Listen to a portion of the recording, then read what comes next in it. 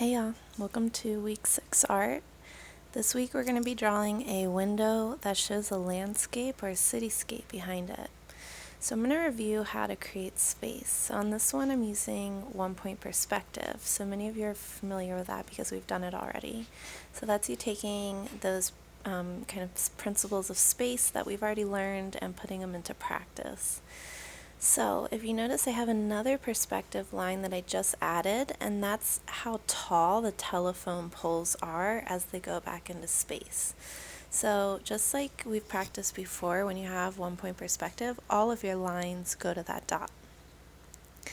Now, I'm drawing grass on the other side. The grass is larger and more detailed and a little bit bolder when it's close to us, and then it gets less detailed as it goes back. Same thing with the telephone poles.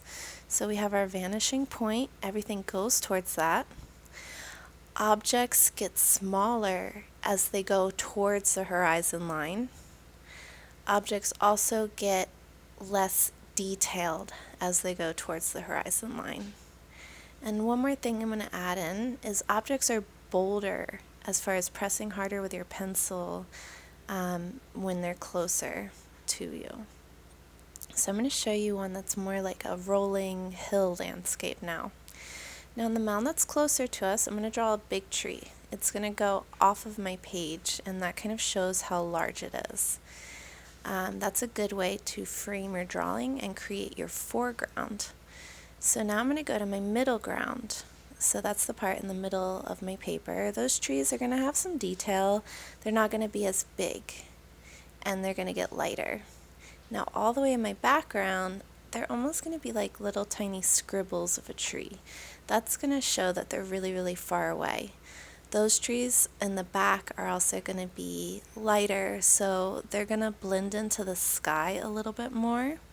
And that's the last way that we make objects look like they're really far away. Okay, so objects get smaller as they go away, they get less detailed, and they blend into the sky more. You're going to see that more with the color one that I'm doing. One thing I forgot to add in that, which I did, was to overlap objects. So make the objects in front go in front of the objects and back. Layer your drawing. Now notice that mountain in the back that I just drew is light blue and the sky is dark blue, so that mountain blends into the sky more. Okay, so it's going to make that mountain look like it's further away. Green is closer to blue on the color wheel, and it blends into blue more, but it's lighter than the sky, so that creates our middle ground. And then that orange that I'm using is bold. That pops out and it creates our foreground. So you want to use bolder colors in the front, colors that blend into the sky in the back. So in this part, I'm just going to do the project that I'm giving you this week, basically, just so you can see how I would map this out. So when you're drawing different layers, you want to draw lightly so that you can play around with how they're overlapping and have the ability to erase. So I started out with sketching that window really lightly, and the reason I did that was because that window actually acts as a grid. So it helps me with the proportions of my drawing because I can measure where the trees are based on where the window panes are. Now I'm going to add a road, okay? So the road, this is actually the driveway, it gets smaller as it goes back, and then it gets wider as it comes forward. And I'm actually making the edge a little bit wider so that it creates that illusion a little bit more. So I have my larger trees in the front. You can't even see the entire tree, it's just a little bit of the leaves and the foliage. Now I'm going to draw my middle ground tree.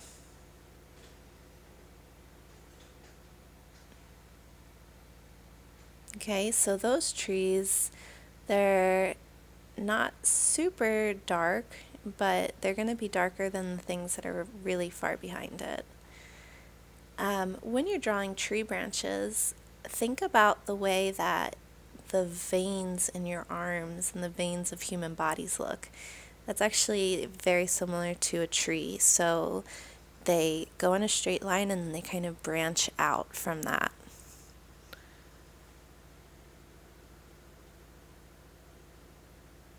Now in the far distance, I drew mountains. So I just drew that in real fast. And just notice I didn't draw everything all the way, right? I'm getting around the entire drawing first. If things don't look like they connect, did you see I just drew straight through the window? So I was just trying to make sure my line was in the right place, and then I erased it on the window again. Okay, so again, I'm getting all over my drawing. I made sure I forgot to draw things in the grass right here, so I got back to that before I started adding a lot of detail. That's kind of similar to, I've said this before about drawing a face. You don't want to draw an eye in a lot of detail, and then you try to draw the lines of the nose and the other eye, and you realize everything's out of proportion. So you want to get your lines and your proportions and your space right, and then you want to go in and add all your details. Now I'm keeping this drawing kind of sketchy because a drawing like this could take you a really long time. I draw landscapes sometimes that take me hours and hours and hours and days. So if you feel like you have a lot of time and you would like to work on this for a really, really long time, then go for it. But I drew mine kind of sketchy because I wanted to show you that you can don't want to say rush because I don't want your work to be sloppy, but you don't have to spend a really, really long time measuring everything. This is about learning, so I just want you to try your best and really try to get things in proportion, but I don't want you to spend 7 hours on this drawing, okay? So I'm completing my drawing with an ink pen. It's just a normal ink pen. So I realize that a lot of you don't have, a lot of the art supplies that we have at school. So I wanted to try to use something that a lot of you may have at home. And I actually really like drawing with ink pens because it gives it a really good texture. So I'm mapping in my window panes. So I'm kind of doing the opposite when I'm adding my detail. Now, again, if you just want to do this in pencil, that's fine. I'm just showing you how you can make it kind of pop a little bit more with a pen. So when I was working on the background drawing, I wanted to make sure I was drawing all over the page. But when I'm working on the detail, I wanted to map out the window pane first because I didn't want to add a lot of little leaves and stuff like that where I'm just going to kind of scribble over. So again, when you're drawing a tree, you could get overwhelmed because there's so many leaves and you can draw one leaf for a very long time and make it very detailed.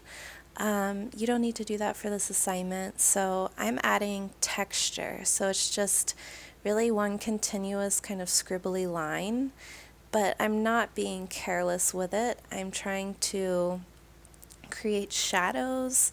I'm trying to make sure that I have more of my ink pen again in the front of my drawing to create that contrast. So mine was a windowsill looking out to the yard, and so there was objects on the windowsill. That helps create the space even more to have a little bit of a foreground really, really close. So I'm just adding in some of that. That's not a requirement for this project, but if you would like to add it, I think it's a nice touch to your drawing.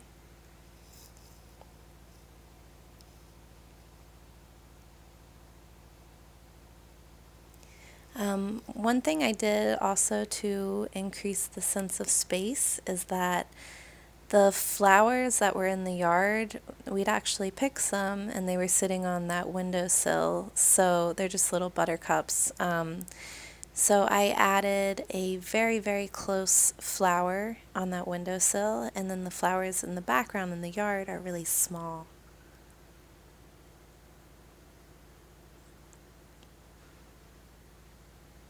And again, I'm concentrating like kind of heavy use of ink pen in the front. If you're using a pencil, it would be the same thing. You would press a little bit darker, you'd have more lines, more detail, really close.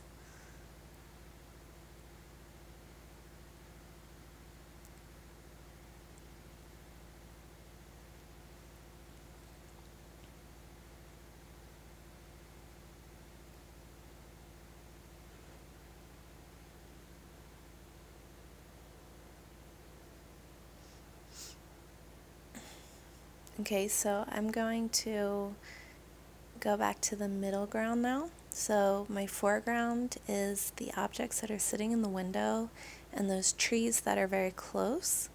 My middle ground is the grass, the driveway that leads us back, and those trees that are in more of like the center of my drawing. For this project, if you'd like to add color, that's fine, that's up to you.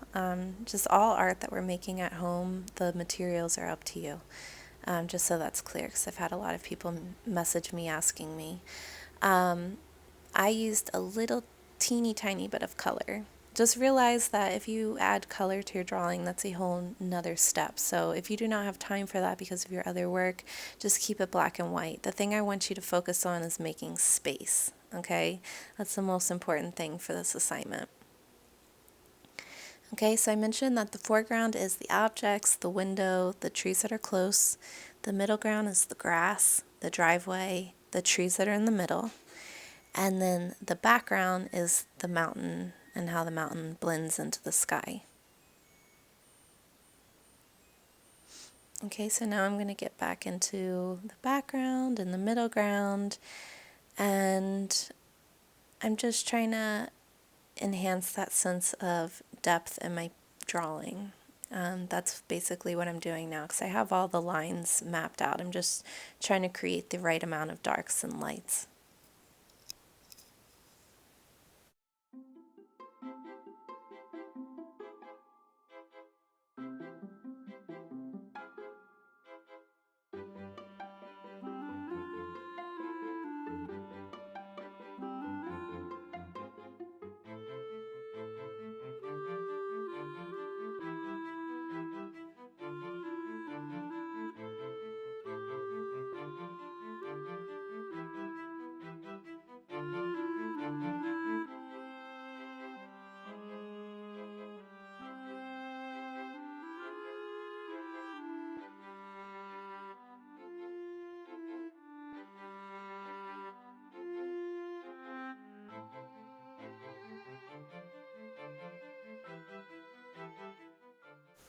Okay, so with that last shadow, I just finished. Again, my foreground is right here, kind of in this L shape.